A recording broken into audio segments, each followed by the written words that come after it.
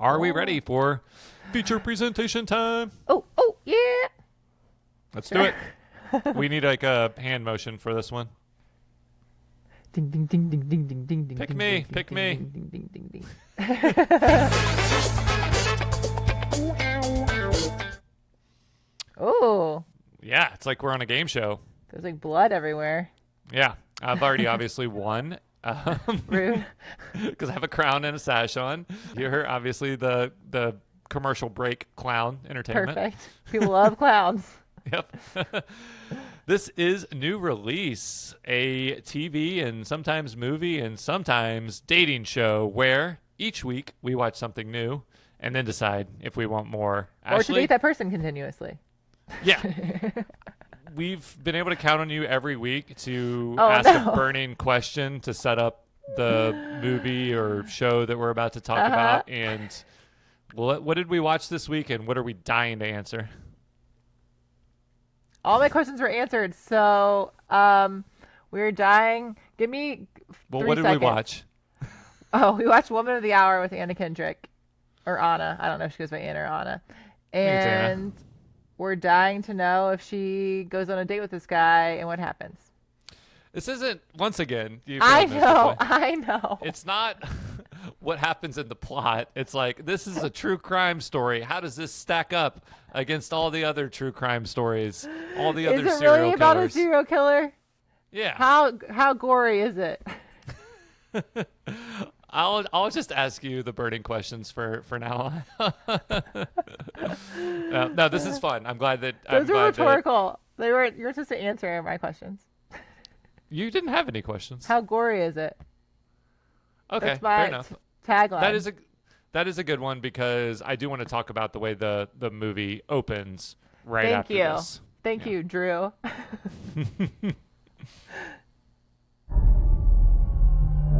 I've been on this show since 1968. The one thing I've learned is no matter what words they use, the question beneath the question remains the same.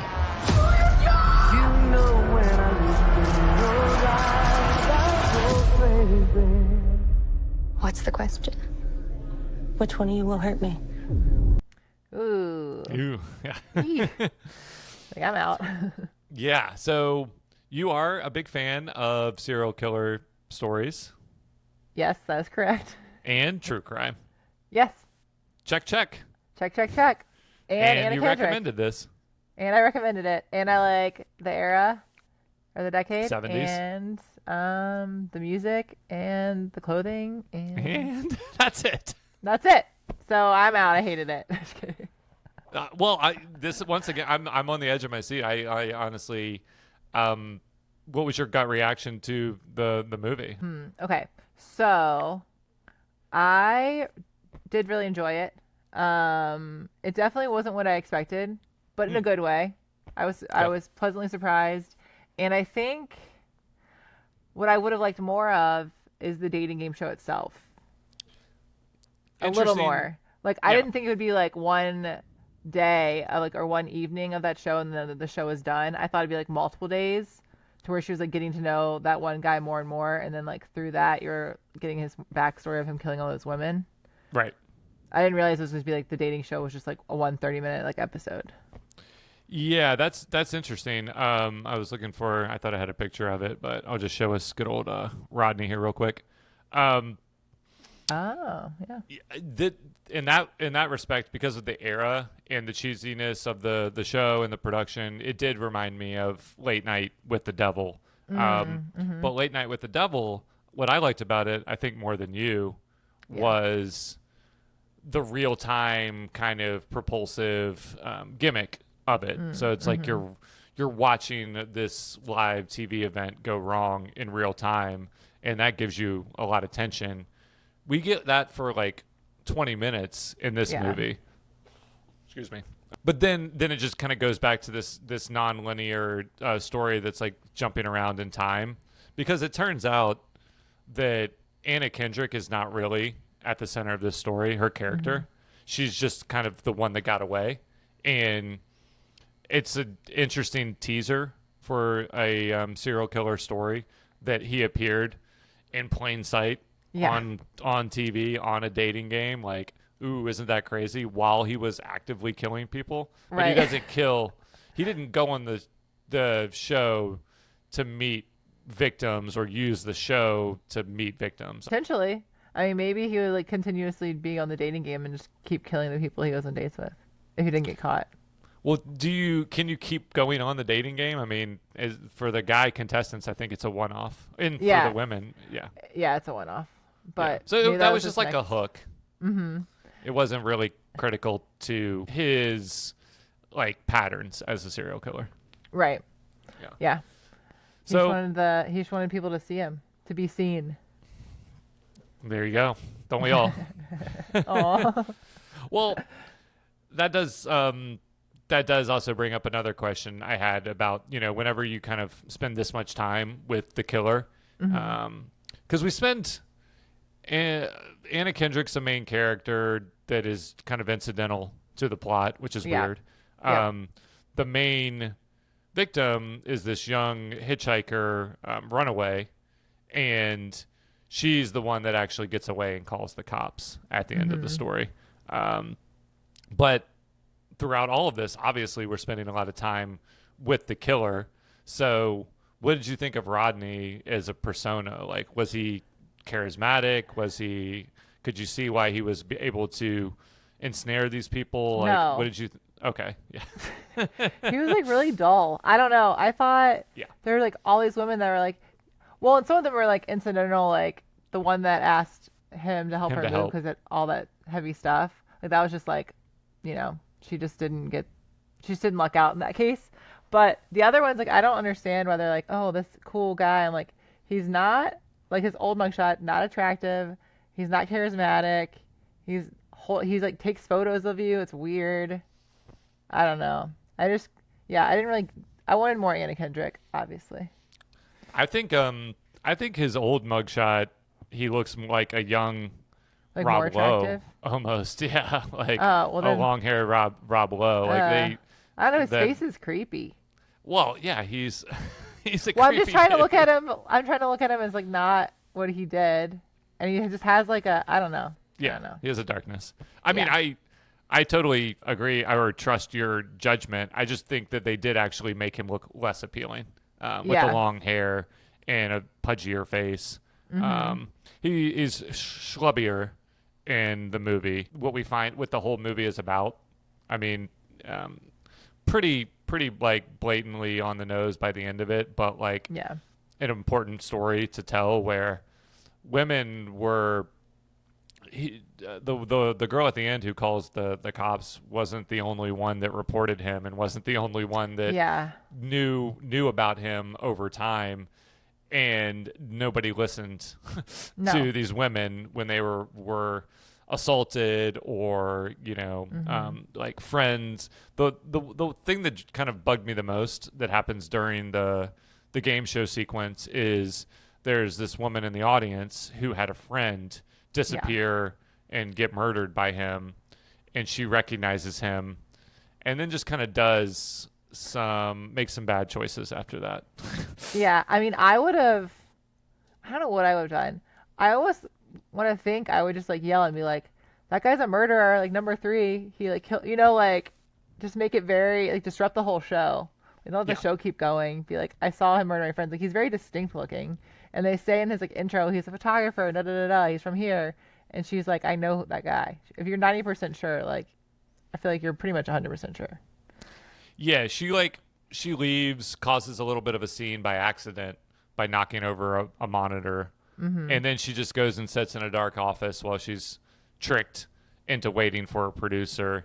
And then she also does make it to the cops eventually, and they're like, this was a year ago, you don't have any proof. They brush her off, which is the point of the movie, is that kind of no matter what she did, people weren't going to listen. But it was still, it's kind of zapped the momentum out of that portion of the movie and was also just frustrating to watch. Yeah, very frustrating. And the cops even did go to see him like at his place of work, and they're like buddy with him by the end of their meeting. They're like, oh, just checking up, like no big deal, like whatever. He's like, yeah, have a good one. Sorry for the problem, blah, blah, blah. I'm like, what? Yeah, so he's a photographer for a newspaper or a magazine I or something. think so. Yeah, that's Yeah. basically. And he just but- takes like all these like provocative pictures of women and shows them off to his coworkers. Yeah, and he's like a big hit at work because of that. Yeah. So. Yeah, I didn't. The killer persona didn't work for me.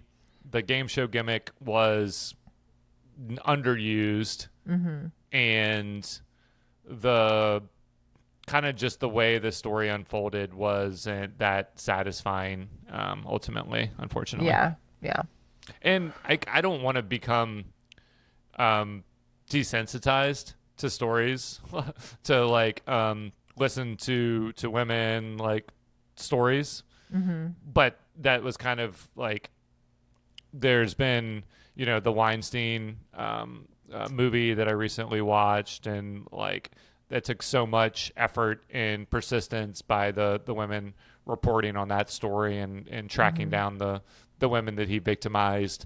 I feel like there's been slightly better versions of this story. Not that one or two is enough. There's literal text at the end of the movie that says like, while the police and other people weren't listening, he was able to commit dozens of murders or whatever. Well, that, and he was released on bail, and while he was released, he killed 2 people.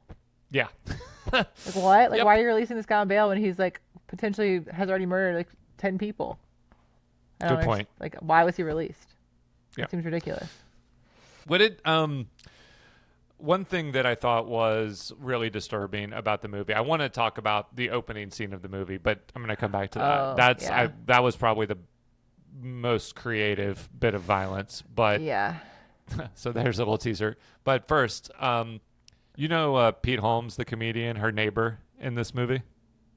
Oh, so I know his name, but I didn't know that was him. Yeah, he's a podcaster, comedian. I thought, man, that date that she went on with him, and then it was mirrored later when she went out, like she was basically trapped into going out with Rodney after the game show, and they had this really tense, awkward date that she couldn't escape from. Yeah. Was mirrored in the Pete Holmes date, which on a much more innocuous level, he just kind of guilts her into sleeping with him. Yeah. That's terrible. So fucked up. Yeah. Yeah, I really hated him, which you're supposed to, but like, Yeah. I think she talked about during the press, and the press is, well, that's the right word, but it sounds like the wrong thing. During the lead up to this movie, she like opened up about some of her past relationships and staying in relationships too long for the wrong reasons, and that was just a hookup. Yeah. With this neighbor that wouldn't leave her alone, and then she has a bad reaction when he, makes a move on her. Yeah. And then she ends up sleeping with him because he makes her feel like, she makes him feel bad, so she feels bad. So she sleeps with him to make him feel better, but herself Yeah. feel worse. Yeah, I think I listened to a podcast with her, and she had like a lot of like emotional abuse and stuff. So that, rings true to that character as well, unfortunately. Yeah.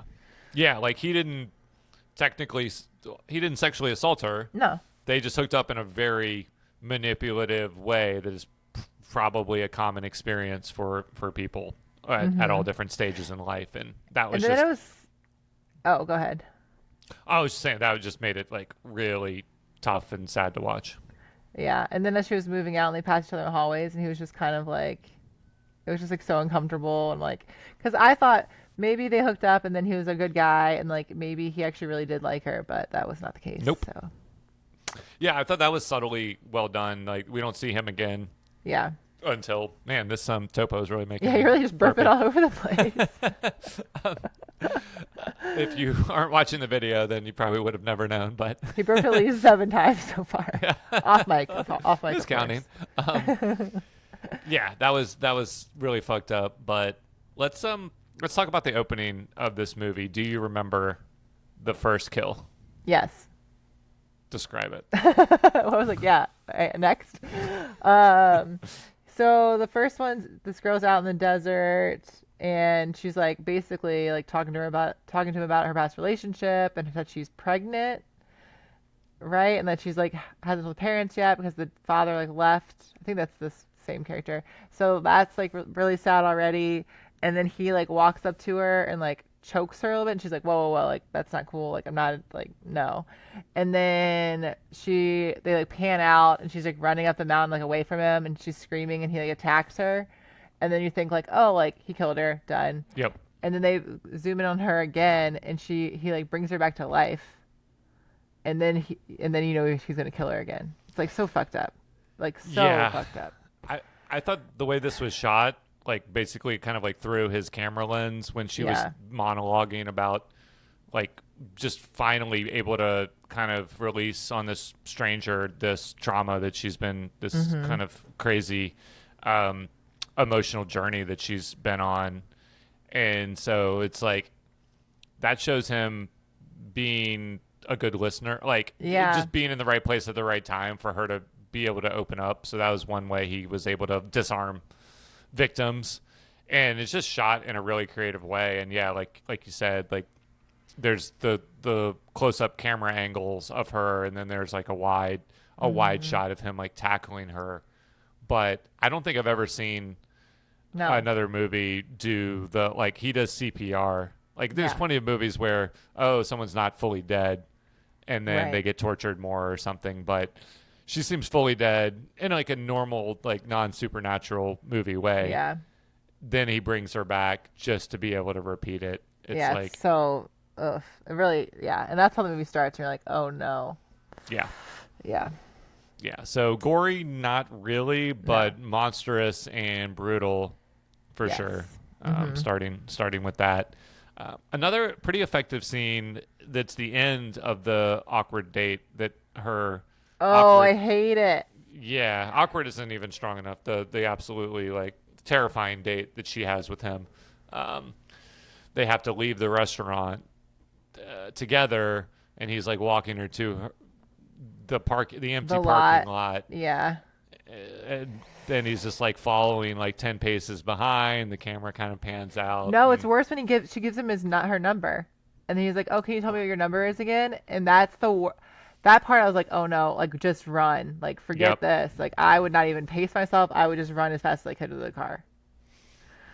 You're 100%. That was such a like create a well executed tense like moment, because we know she gave him a fake number. Yeah, he knows. And then he puts her on the spot, and it's just like, it's just indicative of these type of individuals aren't like killing for efficiency or killing in the most like, boring economical way.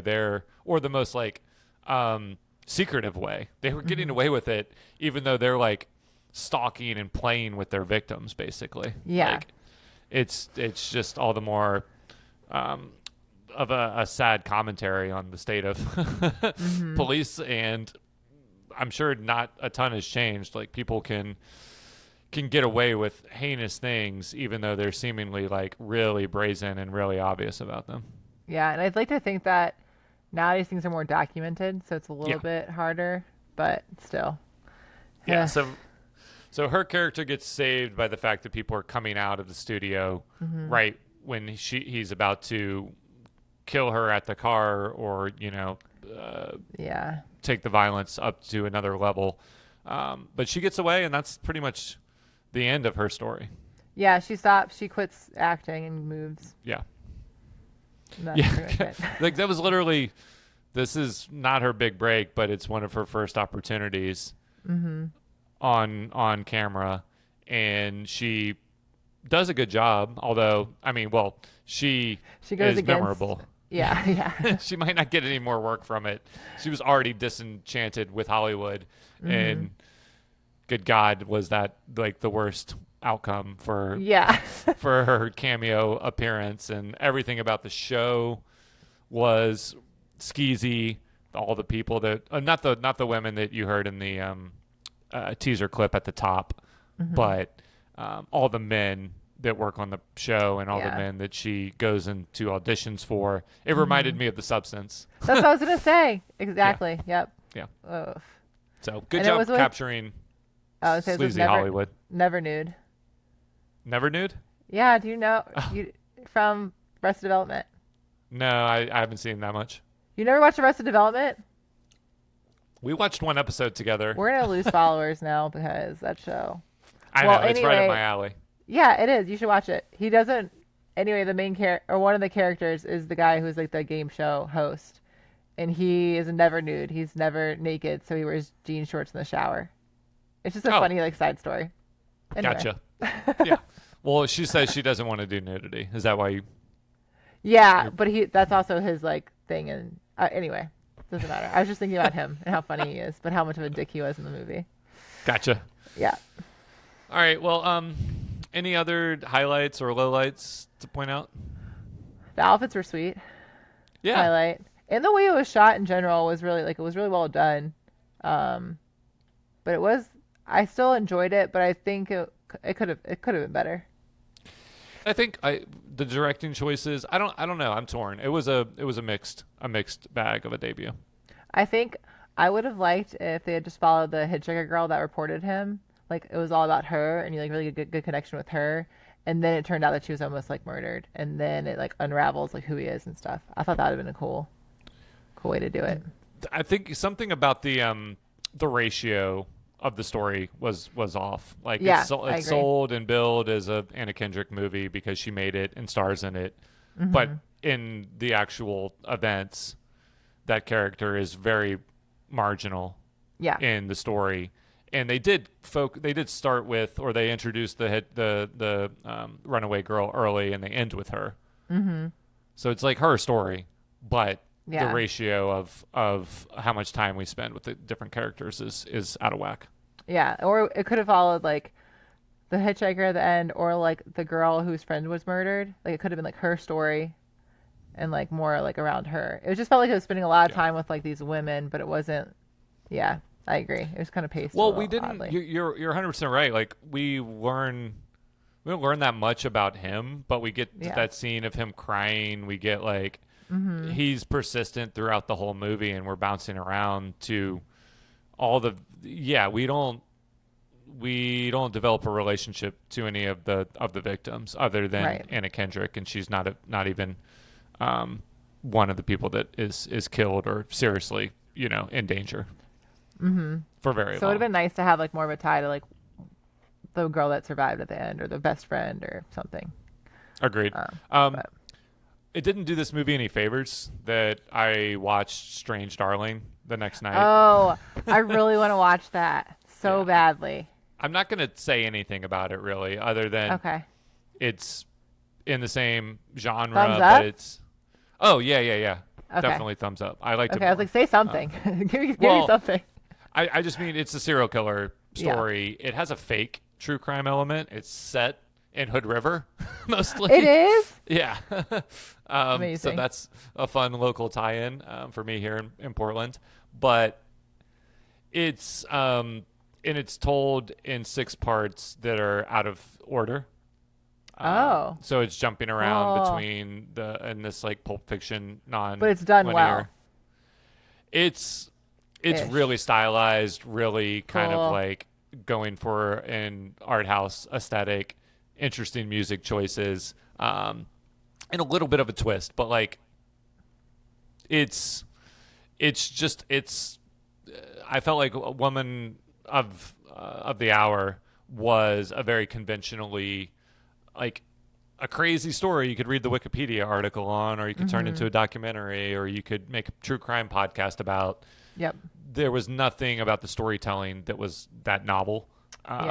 Whereas Strange Darling does some things to subvert your expectations and the genre.